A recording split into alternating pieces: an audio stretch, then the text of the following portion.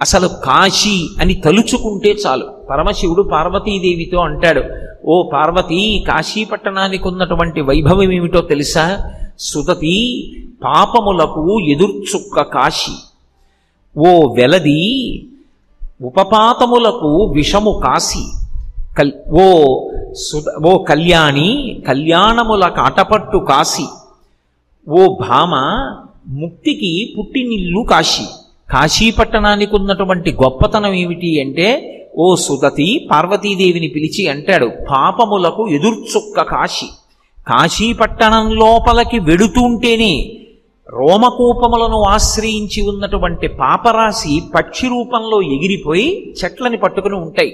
మళ్ళీ వాడు బయటికి వస్తాడేమోనని 9 రాత్రులు కాశీపట్టణంలో ఎవరు పులిమేర దాటకుండా గడుపుతారో ఇక వాడు మళ్ళీ 9 నెలలు అమ్మ కడుపులో పడుకోవలసిన అవసరం పోయింది. కాబట్టి ఇక ఆ పాపములు ఆ వ్యక్తిని పట్టుకుని ప్రయోజనం ఉండదు. కాబట్టి ఇక ఆ పాపములు అక్కడతో వెళ్ళిపోతాయి, ఆ వ్యక్తిని పట్టుకోవు. అందుకే కాశీపట్టణంలోకి ప్రవేశించాలంటే కాలభైరవుని యొక్క అనుమతి ఉండాలి. అటువంటి వైభవం కలిగినటువంటి కాశీపట్టణం పాపములకు ఎదుర్చుక్క కాశీ. పాపములను కాల్చేస్తుంది కాశీపట్టణం. రెండవది, ఆ కాశీపట్టణానికి ఉండేటటువంటి గొప్పతనం ఏమి అంటే, అది ఉపపాతములకు విషము కాశీ. పాతకములు అని పంచమహాపాతకాలు ఉంటాయి. పవిత్రమైన సభలో ఇప్పుడు ఆ పంచమహాపాతకాల గురించి మాట్లాడడం ఎందుకు? ఆ పంచమహాపాతకాలంత స్థాయి కాకపోయినా భయంకరమైన పాపాలు ఉంటాయి, ఉపపాతకాలు అంటారు. ఆ ఉపపాతములకన్నిటికీ కూడా విషపు చుక్క కాశీ. అవన్నీ కూడా నశించిపోతాయి ఆ కాశీ పట్టణం లోపలికి ప్రవేశించినంత మాత్రం చేత. అంత గొప్పది. కాబట్టి ఉపపాతములకు విషము కాశీ. అంతేకాదు, భామ, కళ్యాణముల కాటపట్టు కాశీ. సమస్తమైన సుఖములను పొందడానికి కాశీపట్టణం యొక్క ప్రవేశం అంత గొప్పతనాన్ని ఇస్తుంది. కాశీపట్టణానికి వెళ్ళడం, కాశీలో ఉండడం, కాశీలో విశ్వనాథుణ్ణి విశాలాక్షిని దర్శనం చేయడం అంత గొప్పవిగా చెప్పబడతాయి. మనం కోరక్కర్లేదు, కోరకుండానే మన జీవితంలో మనకి కావలసినటువంటి సమస్త సుఖములను కూడా కాశీపట్టణం ఇస్తుంది. అందుకే భామ, కళ్యాణముల కాటపట్టు కాశీ. అటువంటి కాశీలో మోక్షమునకు పుట్టినిల్లు కాశీ. అసలు కాశీపట్టణంలో మోక్షం పుట్టింది. ఆ కాశీ వెళ్ళినటువంటి వాడికి మోక్షం లభించకపోవడం అన్నది ఉండదు. కాశీపట్టణంలో శరీరం విడిచిపెట్టినటువంటి వాడికి పరమశివుడు వచ్చి తారక మంత్రాన్ని ఎలా ఉపదేశం చేస్తాడు, ఎలా మోక్షాన్ని ఇస్తాడు అన్న విషయాన్ని నిన్ననే నేను మీతో మనవి చేసి ఉన్నాను. మహానుభావుడు పాలిండ్లు కదలంగ పసిడిపయ్యద వీచువ చలాధిపుని కూర్మి ఆడుబిడ్డ ధుత్కారమొనరించి తొండంబు ముక్కున శిఖరారావంబు జిలుకుడుంఠి ప్రత్యక్షమై వచ్చి భాగీరథీ గంగ మృదుల హస్తము సాచి మేను నివురు ప్రథమోత్తముండు భృంగి భయరక్షణార్థంబు పాలాగ్రమున తీర్చు భసితరేక దక్షిణ శృతిమీదుగా ధాత్రి త్రెళ్ళి పెద్ద నిద్రకు మాగన్ను పెట్టువేళ పంచజనులకు తారక బ్రహ్మ విద్య అభవుడుపదేశమునరించునప్పుడు కాశీ. కాశీ అవిముక్త పట్టణం. అందుకే అనిశంబు మన చేత అవిముక్తమయ్యుంట ముగ్ధాక్షి ఇది అవిముక్తమయ్యే మనకు ఆనందంబు ననరించుగావున ఆనంద విపినాభిధానమయ్యే సంవసింతు మహాశ్మశాన భూముల నేగాన నేనుంట ఇది మహాశ్మశానమయ్యే నూరంత పృద్దుండ రుద్రుండ నేగాన రుద్రుండ నేనుంట ఇది రుద్ర గేహాఖ్యయ్యే అంటాడు పరమశివుడు. ఆయన మహానుభావుడు అక్కడ ఉన్నాడు కాబట్టి ఆ పట్టణం ఎప్పుడూ పార్వతీ పరమేశ్వరుల యొక్క స్పర్శని కోల్పోనటువంటి పట్టణం. ఆయనకి ఆనందం ఇచ్చేటటువంటి పట్టణం కాబట్టి ఆనంద విపినాభిధానమయ్యే ఆనందకాననము అని పిలుస్తారు. అంత గొప్ప కాశీ పట్టణానికి ఒక లక్షణం ఉంటుంది. కాశీపట్టణంలో నాకు ఇది కావాలని అడగకూడదు. ఒక్క అన్నపూర్ణమ్మ దగ్గరికి వెళ్ళి అడగడం వినా ఎక్కడ అడగరు. ఎందుకంటే కాశీ వెళ్ళి అడగడానికి కావలసినంత శక్తి మనకి లేదు. మనకేమొచ్చు అడగడం. అందుకే కాశీ వెళ్ళి కొబ్బరికాయ తెచ్చుకున్నాడు రా అని ముతక సామెత పుట్టింది. కాశీ వెళ్ళి కొబ్బరికాయ తెచ్చుకున్నాడు రా అని ఎందుకంటారంటే విశ్వనాథుడు మోక్షాన్ని ఇచ్చేస్తాడు అక్కడ. అక్కడ ఉపపాతకములు పాపములు కాల్చేస్తాడు. కళ్యాణముల కాటపట్టు, ముక్తికి పుట్టినిల్లు విశ్వనాథుడు, శ్రీ విశాలాక్షి అక్కడ వచ్చినటువంటి భక్తజనులను అలా అనుగ్రహిస్తూ ఉంటారు. అటువంటి కాశీ పట్టణానికి వెళ్ళి విశ్వనాథుడి దగ్గర నిలబడి అడగమంటే మనకేమొచ్చు అని అడుగుతాం. మహా అయితే వచ్చే సంవత్సరం నాకు ప్రమోషన్ రావాలని అడగాలి. దిక్కుమాలిన ప్రమోషన్ ఎందుకు పనికొస్తుంది? 60 ఏళ్ళు వచ్చిన తర్వాత పేరు పక్క మాజీ ఎందుకు వచ్చింది? అది కాదు. ఆయనని ఏమడగాలో మనకి రాదు. ఆయన మనకి అన్నీ ఇవ్వగలిగినటువంటి వాడు. అంత ఇవ్వగలిగినటువంటి పరాత్పరుడి దగ్గరికి వెళ్ళి మనం నోరు విప్పి అడగడం ఎందుకు? అందుకే కాశీ పట్టణంలో మోక్షం ఇస్తానన్నాడు. అక్కడికి వెళ్ళి కోరికలు కోరుకుంటే అది పరమేశ్వరునికి ఇష్టదాయకమైనదై ఉండదు. అక్కడ భోగాన్ని కోరకూడదు. కాశీపట్టణంలో భోగం కావాలి అనుకుంటే దక్షారామం వెళ్ళాలి. దక్షారామం పట్టణంలో సమస్త భోగములు లభిస్తాయి. అందుకే రాచనగర యందు మేడ మీద ఉంటాడు దక్షారామంలో ఉండేటటువంటి భీమనాథుడు. ఎంత భోగం అనుభవిస్తాడంటే ఏకాదశి నాడు రాత్రి అంతరాలయం తలుపులు వేసేస్తే నిశ్శబ్దంగా అర్ధరాత్రి దాటిన తర్వాత అమ్మవారు నిద్రలో ఉండగా అర్చకులు తలుపు తీసి చప్పుడు చెయ్యకుండా పరమశివుడి ఉత్సవమూర్తిని కింద వేశ్యవాడకి తీసుకొచ్చారంటారు. మాణిక్యాంబా దేవాలయానికి తీసుకొస్తారు. తీసుకొచ్చి తలుపులు వేసేసి తెల్లవారకుండా మళ్ళీ రాణివాసానికి తీసుకెళ్ళిపోతారు. అంటే అక్కడ పరమశివుడు అనుభవించని భోగం ఉండదు, భక్తులకు ఇవ్వని భోగం ఉండదు. ఎవరైనా ఎప్పుడైనా నాకు ఉద్యోగం కావాలనుకున్నా, ఉద్యోగంలో భద్రత కావాలనుకున్నా, ఐశ్వర్యం కావాలనుకున్నా వెళ్ళవలసినటువంటి క్షేత్రం దక్షారామం. ఎప్పుడైనా సరే నోరు విప్పి అడగవలసినటువంటి అవసరం లేని క్షేత్రం అవిముక్తపురి, కళ్యాణదాయకం, మోక్షపురి కాశీపట్టణం. కాశీపట్టణంలో వ్యాసుడంతటి వాణ్ణి పరీక్షించాడు పరమేశ్వరుడు. ఆయనకి భిక్ష దొరకలేదు కొన్ని రోజుల పాటు. దొరకకపోతే ఎక్కడ లేని కోపం వచ్చేసి గంగానదీ జలాలు మధ్యాహ్నం ఎవరూ తనకు అన్నం పెట్టలేదని చేతిలో నీళ్లు పోసుకుని కాశీ పట్టణాన్ని శపించపోయాడు. కాశీపట్టణంలో ఒక విచిత్రం ఉంది. భారతదేశంలో కాశీపట్టణం తర్వాత మళ్ళీ అటువంటి విచిత్రమైనటువంటి విభూతి ఉన్న పట్టణం ఒక్క మంథనీయే అని నేను విన్నాను. ఆఖరికి ఇంట్లో ఎవరైనా శరీరం విడిచిపెట్టేసినటువంటి వాళ్ళు ఇంట్లో శవం ఉన్నా సరే, అమ్మా ఆకలేస్తోందమ్మా అన్నం పెట్టండి అని అడిగితే అన్నానికి లోటు లేనటువంటి ఊళ్ళు, అన్నదానం చేయడానికి ఎప్పుడూ సిద్ధంగా ఉండేటటువంటి కుటుంబాలు ఉన్న ఊళ్ళు భారతదేశం మొత్తం మీద 2. ఒకటి కాశీ, 2 మంథని. మంథనిలో అన్నదానానికి లోటు ఉండదంటారు. ఇక్కడికి వచ్చి అమ్మా ఆకలేస్తోంది అంటే అన్నం పెట్టడానికి సిద్ధంగా లేని కుటుంబీ ఉండడు, గృహస్థు. కాశీపట్టణంలో అంతే. అమ్మ ఆకలేస్తోంది అని అడగడమే తర్వాయి అన్నం పెడుతుంది. అసలు కాశీపట్టణానికి ఓ లక్షణం ఉంది. మధ్యాహ్నం 12 గంటలు అయ్యేటప్పటికీ అక్కడ వడ్డన చేసే ఆడవాళ్ళందరిలోకి విశాలాక్షి ప్రవేశిస్తుందిట. అందుకే కాశీ వెడితే మధ్యాహ్న వేళలో వడ్డన చేయడానికి సువాసినులు ముందుకొస్తారు. అయ్యా మేము కూడా కాస్త వడ్డన చేస్తామండి అని. మేము కాశీపట్టణానికి వెళ్ళినటువంటి రోజుల్లో కాశీలో మేము యాత్ర చేసి వచ్చినప్పుడు మాతో పాటు చాలామంది, కొన్ని 100 మంది వెళ్ళాం. కాశీఖండం అంతా అక్కడ కూర్చుని చెప్పుకుంటూ గడిపాం.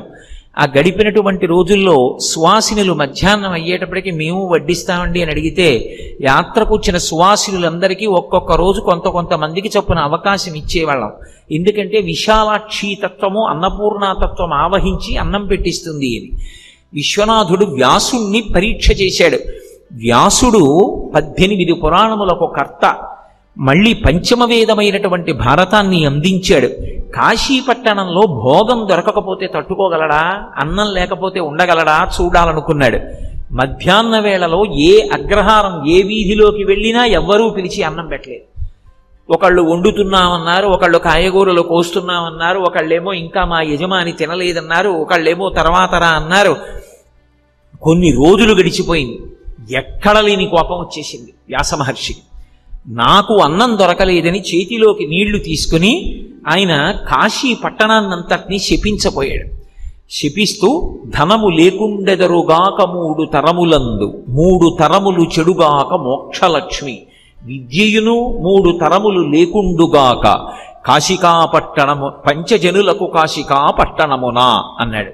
ఈ కాశీపట్టణంలో వచ్చి ఉన్నటువంటి వాళ్ళకి 3 తరములు మోక్షం లభించకుండుగాక, కాశీ పట్టణానికి వచ్చిన వాళ్ళకి 3 తరాల ధనం లేకుండుగాక, కాశీ పట్టణానికి వచ్చిన వాళ్ళకి 3 తరాలు చదువు రాకుండుగాక అని కాశీని శపించపోయి చేతిలోకి నీళ్లు తీసుకున్నాడు. మీతో నిన్న నేను చెప్పాను, గౌరీ యొక్కతే ఆకాశ గంగ యొక్కతే, కాశీ యొక్కతే దక్షిణ కాశీ యొక్కతే, శంభునకు లోకనాయకునకును రాణి వాసంబులను రాగ రసము పేర్మి. గౌరీదేవి అంటే పరమేశ్వరుడికి ఎంత ప్రీతో గంగానది అన్నా కాశీ అన్నా దక్షిణ కాశీ అన్నా ఆయనకంత ప్రీతి. అటువంటి కాశీ పట్టణాన్ని శపించపోతున్నాడు. శపించపోతుంటే చూసింది అన్నపూర్ణ, శ్రీ విశాలాక్షి. వెళ్ళి ఆ బుద్ధిహీనుడికి అన్నం పెట్టు, కాశీని శపించబోతున్నాడన్నాడు పరమేశ్వరుడు. గబగబా బయటికి వచ్చింది. వచ్చి అబ్బో ఏమి పద్యరచన చేశాడో మహానుభావుడు. ఆవిడ ఇలా చెయ్యెత్తిందిట. ఎత్తి వేద పురాణ శాస్త్ర పదవీన పెద్ద ముత్తైదువ కాశికానగర హాటక పీఠ సమాధిరూఢ సంయమీవరా ఇటు రమ్మని వీచ హస్త సంజాదరలీల రత్న కటకాభరణంబులు గల్లు గల్లనన్ అంటారు. ఆవిడ కాశికాపీఠ హాటకపీఠ సమాధిరూఢ, కాశికానగరానికి పీఠాది దేవత అన్నపూర్ణ విశాలాక్షి. అటువంటి తల్లి ఇలా చెయ్యెత్తి ఓ సంయమీవరా ఇటు రమ్మని శపించబోతున్నాడు. ఓయ్ సంయమీవరా వ్యాస ఇలా రా అన్నం పెడతానంది. రత్న కటకాభరణంబులు గల్లు గల్లనన్, ఆమె చేతికున్నటువంటి రత్నాలతో పొదగబడినటువంటి గాజులు గల్లుమంటుండగా ఇలా అంది. వ్యాసుల వారికి గబగబా వచ్చారు, శపించలేదు. వచ్చాడు, ఏమయ్యా అన్నం దొరకలేదని కాశీపట్టణాన్ని శపిద్దాం అనుకున్నావా? ఏమైనా అర్థం ఉందా? నీకు అన్నం దొరకకపోవడం ఏమిటి? కాశీపట్టణంలో అన్నం దొరకకపోవడం అన్నది నువ్వు ఎప్పుడైనా విన్నావా? కాశీపట్టణంలో అన్నం దొరకకుండా ఉండదు. ఎందుకో తెలుసా? శ్రీ విశాలాక్షి బంగారు తెడ్డునందు అమృతపాయసమునసగు నభ్యాగతులకు కాశికాపట్టణ మధ్యాహ్న వేళలందు వినవే ఎరుగవే ఆతిథ్య వేళలందు. మధ్యాహ్నం 12 గంటల భోజన సమయం అయ్యేటప్పటికీ కాశీపట్టణం మొత్తం మీద అన్నం దొరకలేదన్నవాడు ఉండడానికి వీల్లేదు. వెతికి వెతికి శ్రీ విశాలాక్షి బంగారు తెడ్డునందు, బంగారు తెడ్డుతో పాయసాన్నం పెడుతుంది ఆ తల్లి. అన్నం దొరకకపోవడం అన్నది కాశీలో ఉండడానికి వీల్లేదు. అటువంటి స్థితి అని నీకు తెలియదా? అటువంటి వాడివి మరి కాశీపట్టణంలో అన్నం దొరకలేదని ఎలా అనుకున్నావు? ఎందుకు దొరకలేదో తెలుసా? నీ మనశ్శుద్ధి నిరుగంగా శ్రీ విశ్వనాథుడింత చేశ కాని కాశికాపట్టణమున భిక్ష ఏమి బ్రాతి. నీ మనశ్శుద్ధి ఎంత గొప్పదో తెలుసుకోవాలని విశ్వనాథుడు పరీక్ష చేశాడు తప్ప, ఓ ఈ పిచ్చివాడా వ్యాస కాశీపట్టణంలో అన్నం దొరకదటోయ్, నేను లేను అన్నం పెట్టడానికి, రా అన్నం పెడతాను. వెళ్ళాడు, గంగానదిలో స్నానం చేశాడు, సంధ్యావందనం చేసుకున్నాడు, శిష్యులతో వచ్చాడు, నెయ్యి వేసి అభిగారం చేసింది, పరిశేచనం చేశాడు, అన్నం తిన్నాడు, అయిపోయింది. విశ్రాంతి మంటపంలోకి వచ్చాడు. పరమశివుడితో కలిసి వచ్చింది పార్వతీదేవి. ఆయన్ని చూడగానే లేచి నిలబడి నమస్కారం చేసి పాదముల మీద పడ్డాడు. భోగాన్ని కోరుకుని అన్నం దొరకలేదని కాశీపట్టణాన్ని శపించడానికి సిద్ధపడినటువంటి ఓ వ్యాస, నువ్వు కాశీపట్టణంలో ఉండడానికి అర్హుడివి కావు, కాశీ విడిచిపెట్టి వెళ్ళిపోమన్నాడు. అంటే అప్పుడు కాశీపట్టణాన్ని విడిచిపెట్టి కాశీ చూడకుండా కాశీలో ఉండకుండా ఉండలేనని దక్షిణ కాశీ అయినటువంటి దక్షారామాన్ని చేరుకున్నాడు. అప్పుడే శ్రీనాథకృత భీమఖండం వచ్చింది. కాబట్టి కాశీపట్టణం అన్నపూర్ణకి నెలవు. మనమందరం వెడితే కాశీలో ఉన్నటువంటి అన్నపూర్ణాదేవిని, అమ్మ మాకు అన్నం పెట్టు, నా భార్యకి బిడ్డలకి బంధుజనులకు అన్నం పెట్టంటాం. శంకర భగవత్పాదులు అన్నపూర్ణాదేవి దగ్గరికి వెళ్ళి మాతాచ పార్వతీదేవి పితాదేవో మహేశ్వర బాంధవా శివభక్తాశ్చ స్వదేశో భవనత్రయం అన్నారు. అమ్మా భోజనం చేయడానికి వచ్చాను, నాకు భోజనం పెట్టన్నారు. భోజనం పెట్టడానికి భోజనానికి పిలవడానికి ఒక మర్యాద ఉంటుంది. ఎవరైనా మన ఇంటికి వచ్చారనుకోండి, వారికి ఒక్కరికి అన్నం పెడతాననకూడదు. వారితో ఎవరొచ్చారో వారికి కూడా అంత ఆదరంతో అన్నం పెట్టాలి. ఇప్పుడు నేను వచ్చాను మంధని, నాతో పాటు మా గోపాలకృష్ణ గారు వచ్చారు, నాతో పాటు కొంత నా సన్నిహితులు కొంతమంది వచ్చారు, అందరికీ అన్నం పెట్టాలి తప్ప అయ్యా మీకు అన్నం పెడతాం ఉపన్యాసం చెప్తారు కాబట్టి మిగిలిన వాళ్ళని ఎక్కడికో పమ్మనండి అనకూడదు. కాశీపట్టణం తరువాత మళ్ళీ అన్నం పెట్టడం అంటే చూసి నేను పొంగిపోయింది మంథనిలోని. కళ్యాణ మంటపంలో ప్రవచనాలు పెట్టి ప్రతిరోజు మధ్యాహ్నం అయ్యేటప్పటికి 100 మంది పైచిలకు వచ్చిన అతిథులందరినీ కూర్చోపెట్టి పేరు పేరున పిలిచి పిలిచి కోరి కోరి మారు వడ్డించి భోజనం పెట్టి పంపిస్తున్నారు. నిజంగా నాకు మళ్ళీ ఇంకో కాశీ పట్టణానికి వచ్చినంత ఆనందంగా ఉంది. కాబట్టి శ్రీ విశాలాక్షి బంగారు తెడ్డునందు అమృత పాయసమునసుకు అభ్యాగతులకు, కాశీపట్టణంలో బంగారు తెడ్డుతో పాయసం పెడుతుంటుంది కాశీ విశాలాక్షి. అమ్మవారి దగ్గరికి వెళ్ళి శంకర భగవత్పాదులు అన్నారు, అమ్మా మాతాచ పార్వతీదేవి పితాదేవో మహేశ్వర, మా అమ్మ పార్వతీదేవి, మా నాన్నగారు పరమశివుడు, బాంధవా శివభక్తాశ్చ, శివభక్తులందరూ మా బంధువులు. అంటే విష్ణు భక్తులు కారని మీరు అర్థం చేసుకోకూడదు. శివస్య హృదయం విష్ణు విష్ణోశ్చ హృదయం శివ, శివకేశవుల మధ్య భేదం ఉండదు. నిన్ననే కదూ తిరువారూరు చిదంబరం గురించి చెప్తూ నేను చెప్పాను, ఇద్దరూ ఒక్కటే. కాబట్టి భగవద్భక్తులైనటువంటి వాళ్ళందరూ మా బంధువులు. బాంధవా శివభక్తాశ్చ స్వదేశో భువనత్రయం, ఈ 3 లోకములు మా ఇల్లు. అమ్మ అన్నం పెట్టన్నారు. ఇప్పుడు శంకరులకు అన్నం పెట్టాలంటే అమ్మవారు ఎవరికి అన్నం పెట్టాలి? అందరికీ అన్నం పెట్టాలి. అది శంకర భగవత్పాదాచార్యుల వారి యొక్క గొప్పతనం. బతికున్నన్నాళ్ళు అన్నం తినడం గొప్ప కాదు, తిన్న అన్నం చేత అన్నవికారమైనటువంటి ఈ శరీరమునందున్నటువంటి అంతఃకరణ చతుష్టయమునందు భగవద్భక్తి పరిపూర్ణముగా నిండినటువంటి భక్తితో కూడుకున్నటువంటి బుద్ధితో చేయవలసినటువంటి సమస్త కర్మములను చేయడం చేత ప్రీతి పొందినటువంటి భగవంతుని యొక్క నిర్హేతుక కృపాకటాక్ష వీక్షణముల చేత కలిగినటువంటి జ్ఞానము వలన మళ్లీ పుట్టవలసినటువంటి అవసరం లేని పునరావృత్తి రహిత శాశ్వత శివ సాయుజ్య స్థితిని పొందగలిగినటువంటి వైభవాన్ని సంతరించుకున్నవాడెవరో వాడు ధన్యుడు. కాబట్టి అన్నం తినడం ఒక్కటే కాదు, జ్ఞాన వైరాగ్యములు కావాలి. అందుకే శంకరాచార్యుల వారు వెళ్ళి అందరూ అన్నం కోసం భిక్షాందేహి అంటే అమ్మవారి దగ్గరికి వెళ్ళి జ్ఞాన వైరాగ్య సిద్ధ్యర్థం భిక్షాందేహి చ పార్వతి అన్నారు. అమ్మా నాకు జ్ఞాన వైరాగ్యములను కటాక్షించమ్మా అన్నారు. అంత గొప్ప పట్టణం కాశీ పట్టణం. అన్నపూర్ణే సదాపూర్ణే శంకర ప్రాణవల్లభే, ఆమె శంకరుని యొక్క ప్రాణవల్లభ. సదాపూర్ణి, ఎంతమందికి పెట్టినా ఆవిడ పట్టుకున్నటువంటి పాత్రలో అన్నం అయిపోవడం ఉండదు. ఆవిడ అన్నం పెట్టడం అంటే కేవలం అన్నం ఒకటి పెడుతుందనుకోకూడదు. ఉభౌ దర్వీ కుంభౌ మణిగణక సంభావిత గుణౌ దధానా పాణిభ్యామృతరసమృష్టాన్న కలితౌ కలాఢ్య కళ్యాణీ కలిత సదనా శ్రీ గిరసి శిరసస్యసౌ భ్రామర్యంబా రచయితు మధిష్టార్థ విభవం అంటారు భ్రమరాంబాదేవి గురించి చెప్తూ. ఆమె ఎడమ చేతిలో బంగారు పాత్ర పట్టుకుని అందులో పాయసం పోసుకుని చేతిలో బంగారు తెడ్డు పట్టుకుని ఆ పాయసం తీసి పెడుతుంది. పెట్టినప్పుడు పాయసం ఒక్కటే పెట్టదు, పాయసంతో కడుపు నింపుతూ ఆ వ్యక్తిలో ఉండిపోయినటువంటి సమస్తమైన ధార్మికమైన కోర్కెలను ఈడేరుస్తుంది. అంత గొప్ప పట్టణం.